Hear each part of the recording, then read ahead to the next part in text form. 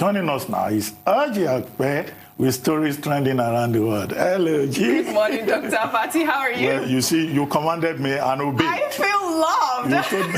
You told me the tie I was wearing yesterday wasn't good. Now I should wear a red tie. Excellent. Well, somebody else said she supported you.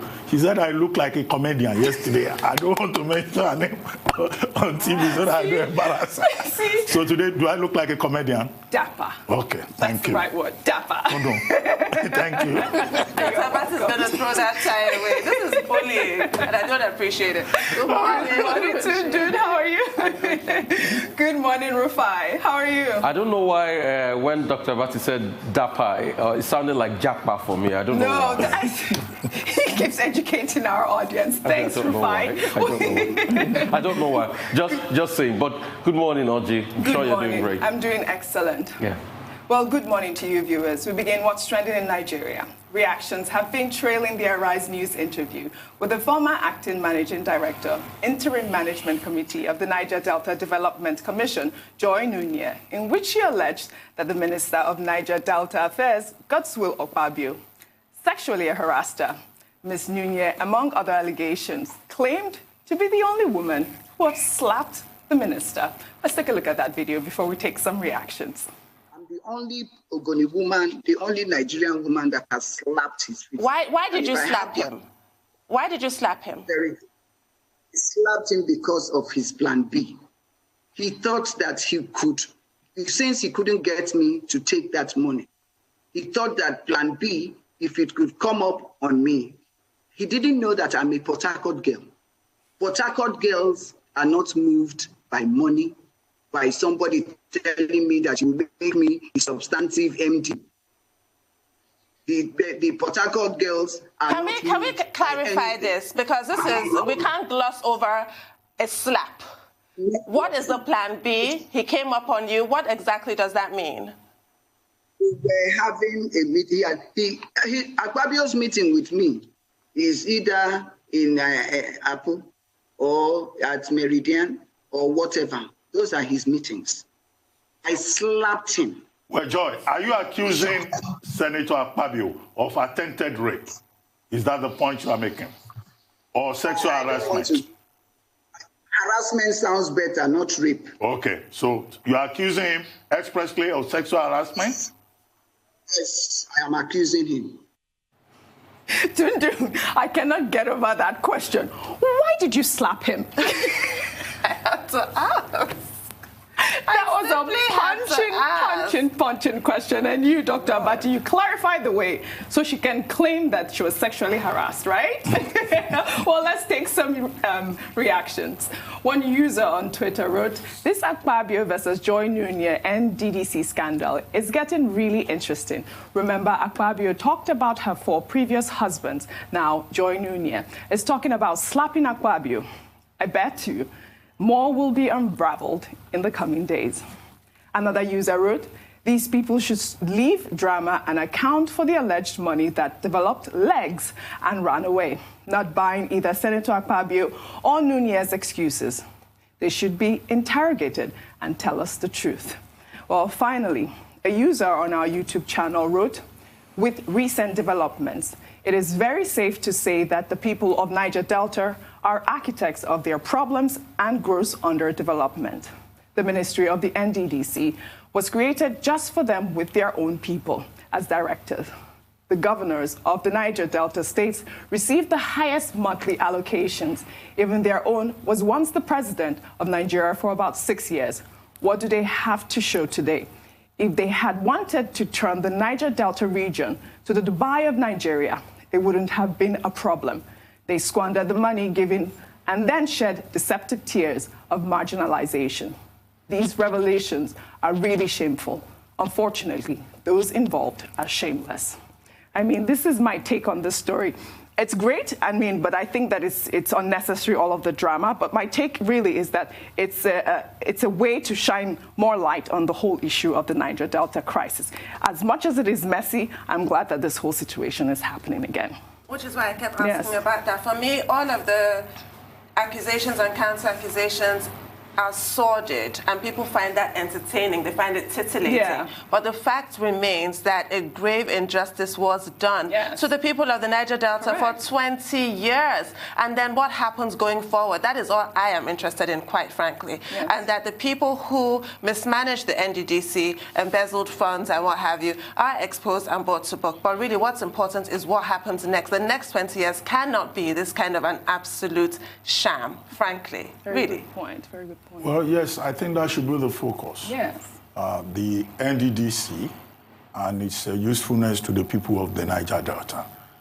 Because the drama, yes, is very entertaining, but the focus should be the NDDC, should be transparency and accountability at the NDDC, and the role that has been played by several individuals, including the present gladiators, in managing that very strategic interventionist agency. That's the first point. Second point, as part of the drama that this has, thrown up, some people were on Twitter yesterday and social media saying that, well, how is Joi Nunieh sure that she's the only Port Harcourt girl that has slapped Senator Akpabio?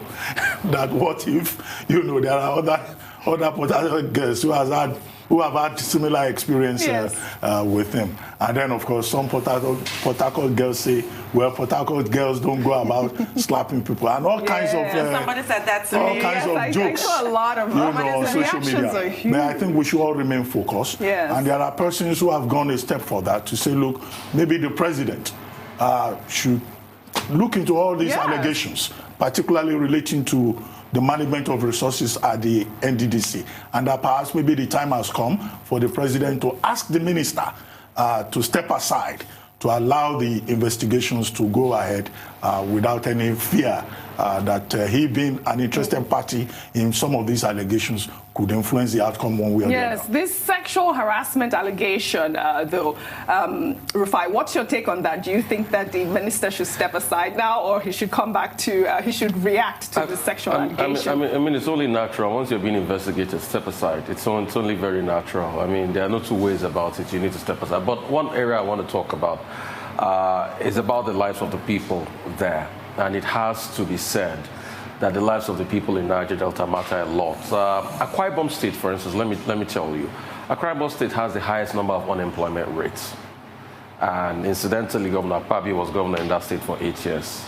And Akpabio State, who takes part of the 13% derivation formula, it's a major oil producing state. Things like that shouldn't come out of the Niger Delta. It's quite very pitiable. When you look at the situation in which they live, they can't farm, they can't fish because all their livelihood have been taken away by oil spill. There's youth restiveness, there's political chaos in the land, there's massive underdevelopment of the region. Anytime it rains, I can't travel from Sapele to Warri. It's mayhem, it's crazy. And this is supposed to be the heart of the Niger Delta, so something has to be done. The other part, I'll talk about the jokes. One I even heard was when somebody was reacting to Joi Nunieh talking about the fact that he doesn't know that Port Harcourt girls don't like money. So somebody said #Uniport girls. Let's head over to South Africa now, where the death of Zinzi Mandela, daughter of anti-apartheid icons Nelson and Winnie Mandela, has gathered mixed reaction. Zinzi died at the age of 59, just a day before the anniversary of the death of Mandela's eldest son, Madiba Thembekile, who died in a car crash in 1969. She was regarded by many as a child of the nation. Zinzi gained global attention when she read a statement for her father while he was incarcerated in 1985. Let's take a look at that video. My father says, I cannot and will not give any undertaking at a time when I and you, the people, are not free. Your freedom and mine cannot be separated.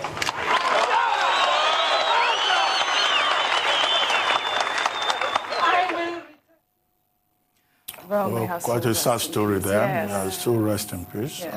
An activist in her own right. Yes. And she was the South African ambassador to Denmark. Right. And this happening just a few days to the celebration of the birthday of our dad. Yes. It's quite sad. Really? Yes. All We right. commiserate with the people of South Africa. Yes, we do. May her soul rest in perfect peace. Let's take our final story. We love to celebrate birthdays and what's trending. And today, we celebrate the chairman of Arise News and editor-in-chief of This Day Media Group, Prince Nduka Obaegbena, who turns 61 today, with a throwback video. Let's take a look. Obaegbena is a man of impeccable character. I call him superstar. A man that is incredibly creative, nationalistic, and his courage remains legendary. He's a man of strength, a man of capacity, a man of phenomenal ideas. A very, very nice and defendable friend. Nduka is bold. One of the people I know with the brightest ideas in the world. A friend that we've been able to come together and make things happen and change lives and open the eyes of people around the world and bring in awareness. He is somebody who stands for the truth. He's a very fair person. His creativity, his cerebral power. Nduka is always pioneering. He's led in so many ways, so many areas. His vision, self-belief, and tenacity was clear from his youth. Nduka is tenacious. He's also nationalistic. He's actually an embodiment of the evolution of what I would like to call contemporary politics of Nigeria. He's a very, very ambitious individual in a positive manner. He's bold, courageous, he's very creative, and nothing is impossible. He's a very daring character. Nduka is intellectually strong. He's a strategic thinker. Nduka is fearless. I do not know anybody as deeply compassionate as you are, regardless of how the voices rise, regardless of how difficult the decisions are. You're a deeply compassionate person. I have to acknowledge that. Nduka, the Duke, Jalango, my friend, the strong. May the Lord bless you. May the Lord be with you. May the Lord strengthen you. May the Lord open his doors of favor over your life. Give you very good health. Give you long life. Forgive your sins. Turn your life around and make you a blessing. You will not fail. You will not fall. You will live long to do great and mighty things. And may the Lord bless Mama for us. She will live long also. All your children, they will do well. You will have no regrets, and God will give you the wisdom, the understanding, the forthrightness to run this race to the very end. In the name of Jesus Christ.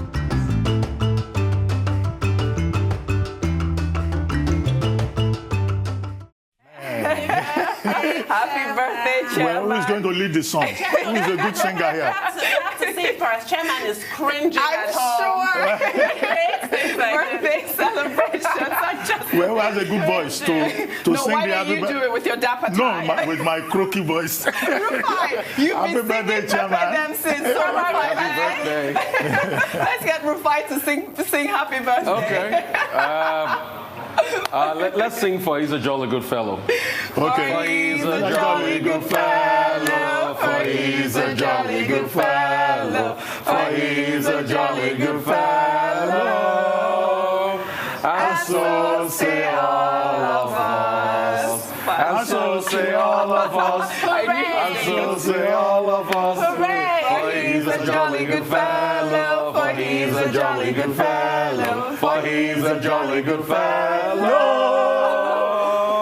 And so say all of us. Hooray!